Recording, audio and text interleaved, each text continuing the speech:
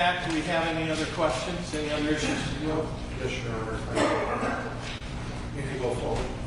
Pardon me? May I go forward? Yeah. All right, thank you, Your Honor. Just for the record, Bill Tolis on behalf of the defendant, P38434. Your Honor, I believe I may have a stipulation that's pretty codified, and that is the PBT will not be mentioned unless there's some exception with regard to the PBT being admitted. I just wanted to make sure it was on the record that nobody's going to mention that any of the officers or anything.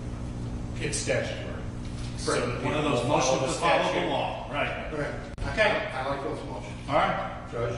And then next is we had our motion for an amended motion that I had filed. And I would make it on the record with regard to my expert to be able to testify by video.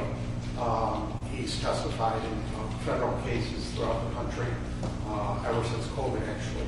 And I know the Supreme Court allows it, or the administration office, whatever allows it. Your Honor, so respectfully, I would request in my amended motion that I be able to have my expert toxicologist be able to testify at trial by video. Thank you. What's your position, Mr. Warren? Judge, I don't believe the court has allowed video testimony, particularly in capital cases, since the pandemic concluded. People didn't even consider having their experts testify by Zoom, despite the they would also heavily prefer that. Do you hang on a second? I'm sorry. Do you oppose his motion? I have to, yes, Judge. All right. Behind. I'll give you the last say so. It's your motion. Okay, thank you, Your Honor. Within the amended motion, it sets forth when records were received, it also sets forth with regard to my expert that's in his 70s, is a national expert, both medical doctor, and he expounds upon, and I attached it to the motion, that he cannot fly, unfortunately, due to an illness where it will cause, actually, he told me, a blood clot possibly to his brain. And airplane pilots have this where they are mandatory, they have to retire. So he suffers from that, he's unable to drive from Florida. Nobody would be prejudiced by it, and I believe, Your Honor, respectfully, it's more so the defense that when there's a Zoom hearing, we have to consent, or usually we should consent to it for the court to go forward. Here it's our expert, it's a material witness, it is our defense. So respectfully, Your Honor, the courtroom is set up for it, and we would ask, given those circumstances and everything set forth in my amended motion, that we be granted leave to be able to do that. All right. Well, if the people had no objection, I would grant this. I've not done it in a trial. Cross-examination on Zoom, I've been on Zoom a long time, but never in a trial. Zoom is very hard to have, the social discourse that you need. So the prosecutor's opposed to it. They are entitled, as well as the defense is entitled to a fair trial. They're entitled to be able to question their witnesses, test their credibility, those types of things. The fact that he hasn't flown in 20 years. I don't understand how he hasn't flown in 20 years. You hired an expert in Florida who hasn't flown in 20 years, yet it's an emergency motion. It doesn't make sense to me.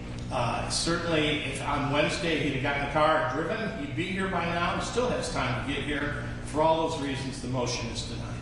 Okay, thank you, Your Honor. Also, I talked to the prosecutor, Mr. Kenway, and he stipulated with regard to the credentials and that CV of another expert that we have down. It's been filed in court and a copy to Your Honor last week. Okay. Thank you very much. Well, just to clarify, we stipulated to the CV coming, and we haven't stipulated to the expert or to his ability to testify. I understood. Okay. All right. Let's bring the jury in, please. Well, no, we have one last thing, Judge. People and defense, I think, move for sequestration of all potential witnesses, except as the court rule pertains to action. All right. If there's a witness in the courtroom, they are to leave the courtroom immediately, please. Don't see anybody moving. All right. Bring in the jury. I have one additional. All right. Thank you, Judge. Hurry up, because I just It's told just a you. capital offense, that's why I wanted to make a record on this. I don't know if there's any victims that are going to be testifying or not. If they're not, certainly I understand that they're not going to be sequestered.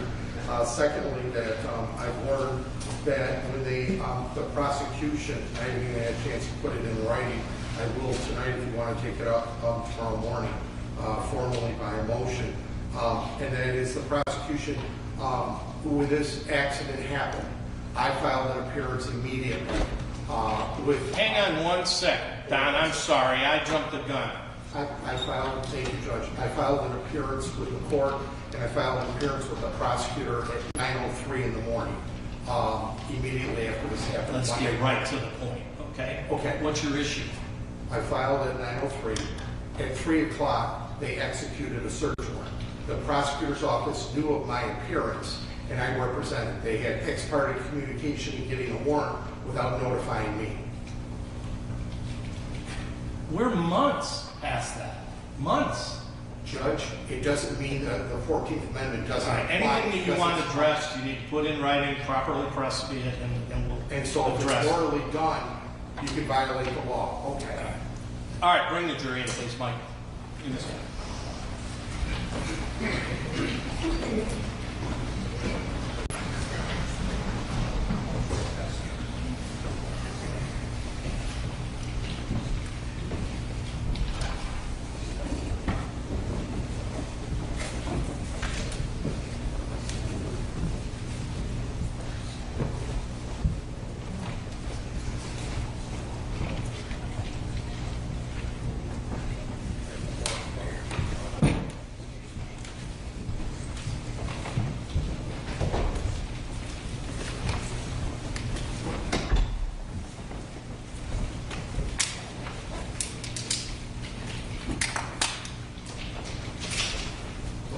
All right, you may be seated. Welcome back, ladies and gentlemen. I appreciate you guys being on time. That's really important to keep things moving along.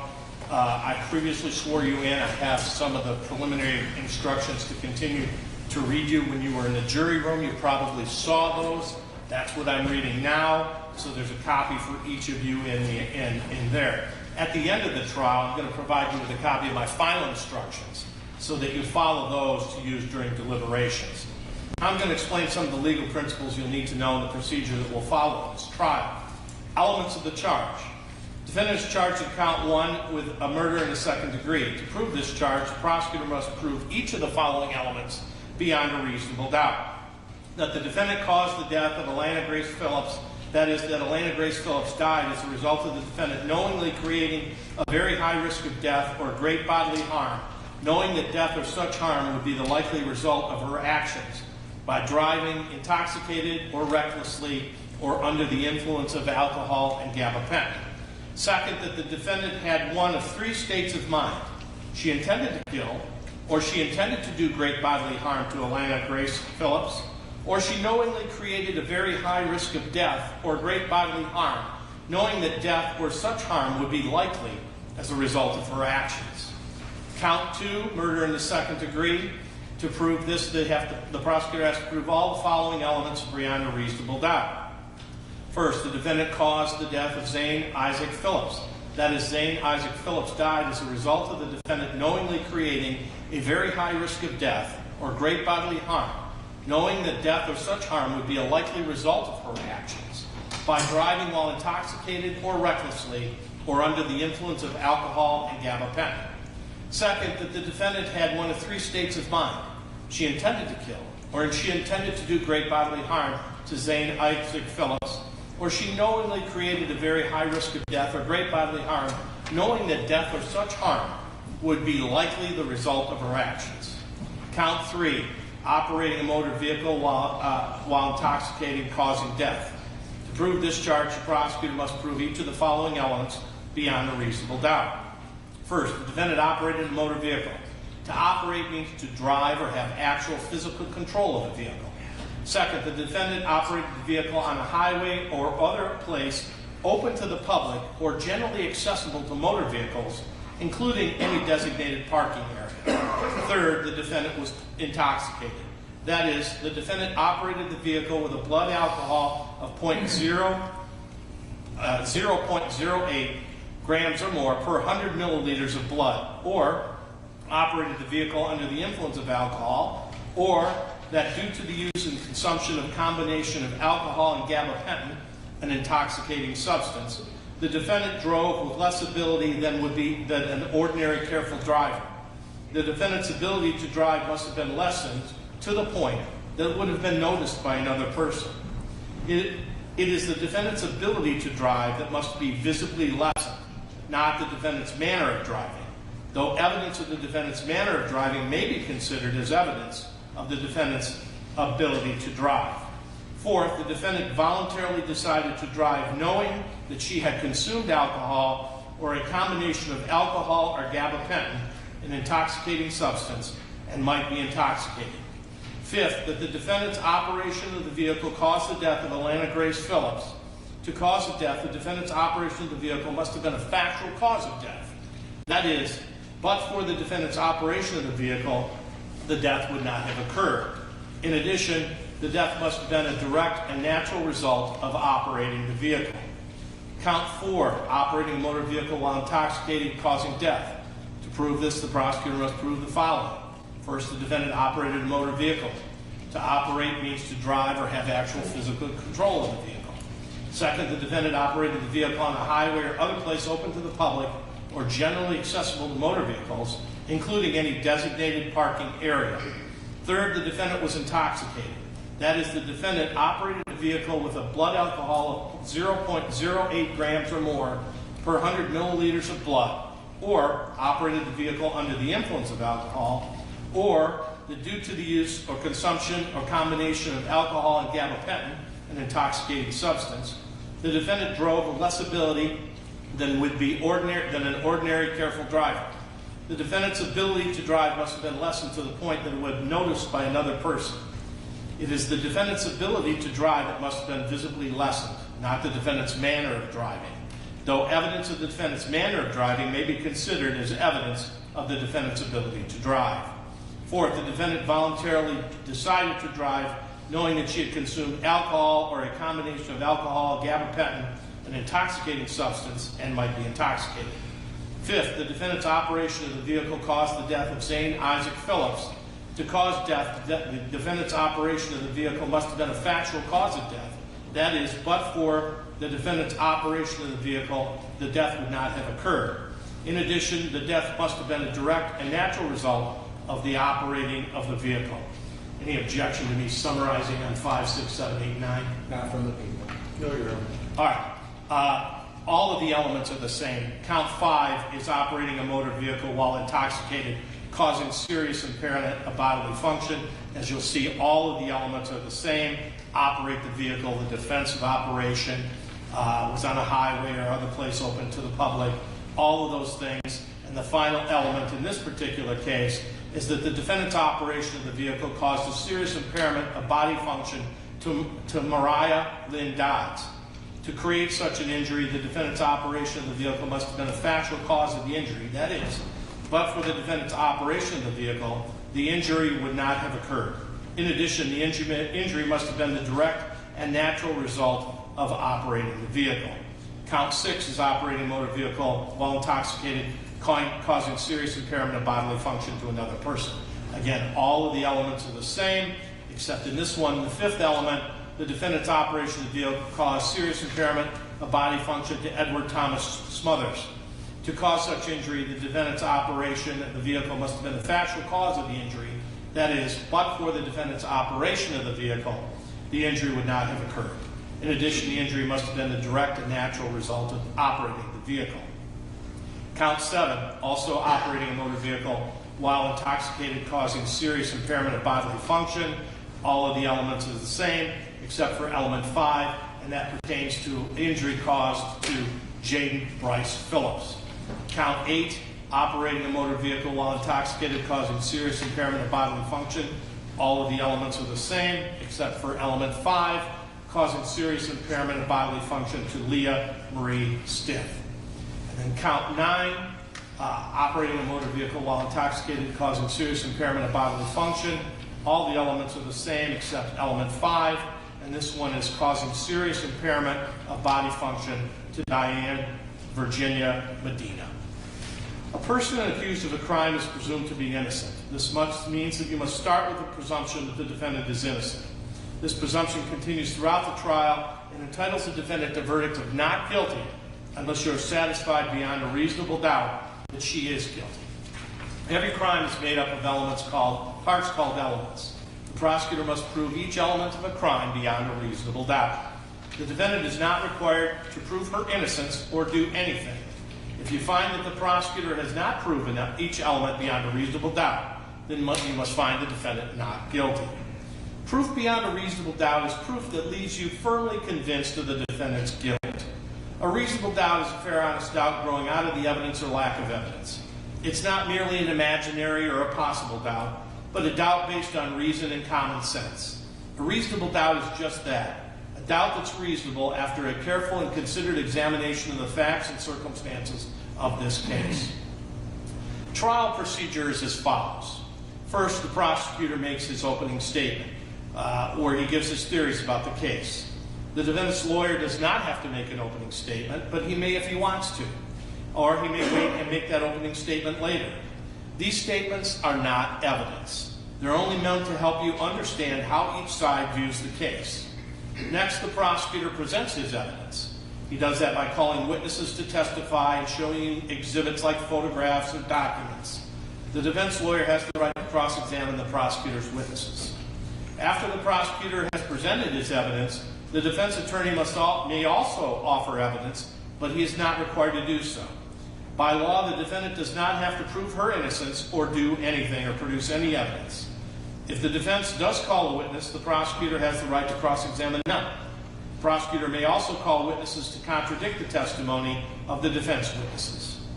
After all the evidence has been presented, the prosecutor and defense lawyer will make their closing arguments. Like the opening arguments, these are not evidence. They're merely meant to help you understand the evidence and the way each side sees the case.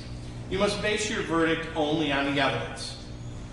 My job as judge in this trial is to make sure the trials run fairly and efficiently, to make decisions about evidence, and to instruct you about the law that applies in this case. You must take the law as I give it to you. Nothing I say is meant to reflect my own opinions about the facts of the case. As jurors, you're the ones who will decide the case. Your responsibility as jurors is to decide what the facts of the case are. That's your job and no one else's. You must think about all the evidence and all the testimony and decide what each piece of evidence means and how important you think it is. This includes how much you believe what each witness says. What you decide about the facts of the case are final. Part of your job in deciding what the facts of the case are is to decide which witnesses you believe and how important you think their testimony is. You don't have to accept or reject everything a witness says. You're free to believe all, none, or part of a witness's testimony. In deciding which testimony you believe, you should rely on your own common sense and everyday experience. However, in deciding whether you believe a person's testimony, you must set aside any bias or prejudice you may have based on a witness's race, national origin, ethnicity, gender identity, or sexual orientation, religion, age, or socioeconomic status. There aren't any fixed rules about judging whether you believe a witness or not, but it might help you to think the following questions. Was the witness able to see and hear clearly? How long was the witness watching and listening? Was anything else going on that might have distracted the witness? Does the witness seem to have a good memory? How does the witness look or act while testifying? Does the witness seem to be making an honest effort to tell the truth, or does the witness seem to evade the questions or argue with the lawyers? Does the witness's age or maturity affect how you judge his or her testimony? Does the witness have any bias or prejudice or any personal interest in how this case is decided? Have there been any promises, threats, suggestions, or other influences that affect how the witness testifies? In general, does the witness have any special reason to tell the truth or any special reason to lie? In general, all in all, how reasonable does the witness's testimony seem when you think about all the other evidence in the case? When it's time for you to decide the case, you're only allowed to consider the evidence that was admitted in the case. Evidence includes the sworn testimony of the witnesses, any exhibits I admit into evidence, and anything else I tell you to consider as evidence. The questions the lawyers asked are not evidence. Only the answers are evidence. You should not think something is true just because one of the lawyers asks a question that assumes or suggests that it is. I could ask a question myself. These questions are not meant to reflect my opinion about the evidence. If I were to ask a question, my only reason is to ask about something I thought maybe wasn't fully explored. During the trial, you may think of an important question that would help you understand the facts. You are allowed to ask such questions. However, there's a very specific procedure for this. You must wait until the witnesses finish testifying and both sides have finished their questioning. If you still have an important question, don't ask it yourself. Raise your hand, write the question down, pass it to my bailiff, who will give it to me. Do not show your question to other jurors. If your question isn't asked, it's because I determined under the law it should not be asked. Don't speculate about why the question wasn't asked. In other words, you should draw no conclusions or inferences about the facts of the case, nor should you speculate about what the answer might have been. Also, in considering the evidence, you should not give greater weight to the testimony merely because it was given in answer to questions submitted to members of the jury. If at any time you can't hear something or see something, please raise your hand immediately. During the trial, the lawyers may object to certain questions or statements made by other lawyers or witnesses. I'll rule on these objections according to the law. My rulings for or against one side are not meant to reflect my opinions about the facts of the case. Sometimes the lawyers and I will have to discuss things out of your hearing. Also, while you're in the jury room, I'll have to take care of matters that have to do nothing with this case and it has to do with other cases. Please pay no attention to these interruptions. You must not discuss this case with anyone, including your family or friends. You must not even discuss it with each other until the time comes for you to decide the case. When it is time for you to decide the case, I'll send you back to the jury room for that purpose. Then you should discuss the case only amongst yourselves, but only in the jury room, and only when all jurors are present. You must not talk to the defendant, the lawyers, the witnesses, or anyone connected with this case. This means you may not speak to these individuals, even if it has nothing to do with the case itself. You should be very cautious about speaking to people because you may inadvertently speak to someone connected with this case. This restriction is necessary to avoid even the appearance of an improper conduct on any person's part. If someone tries to discuss the case with you or in your presence, tell them to stop. Explain that you're a juror and you're not allowed to discuss the case. If they continue, leave and report this to my staff as soon as you return to court. When the trial is over, these restrictions no longer apply. So when the trial is over, you may, if you wish, discuss the case with anyone. During the trial, do not read, listen to, or watch any news reports about the case. Under the law, evidence you consider to decide must meet certain standards. For example, witnesses swear to tell the truth. The lawyers must be able to cross-examine them. Because news reports do not meet these standards, they could give you an incorrect or misleading information that might unfairly favor one side or the other. So to be fair to both sides, you must follow this instruction. The restrictions I'm about to describe to you are meant to ensure the parties get a fair trial. In our judicial system, it's crucial that jurors are not influenced by anything or anyone outside the courtroom. Under the law, the evidence you consider must meet certain standards. As I said before, witnesses swear to tell the truth. The lawyers are able to cross-examine them. Because information outside the courtroom doesn't have these same safeguards, it could give you an incorrect or misleading information that might unfavorably favor one side or the other. These restrictions start now and continue until I discharge you from jury service. It is your duty as a juror to decide this case based solely on the evidence you see and hear in this courtroom. You must not consider information that comes from anywhere else. This means until you deliver your verdict, you must not read, watch, listen to, or receive any information, including opinions or commentary about this case, whether in newspapers, television, radio, internet, or on social media platforms. You must not research any aspect of this case during the trial. This means research regarding your cell phone, computer, or other electronic device to search the internet, as well as research with traditional resources like dictionaries, reference manuals, newspapers, or magazines. Excuse me. You must not investigate this case on your own or conduct any experiments concerning the case. including experiments using those items I mentioned.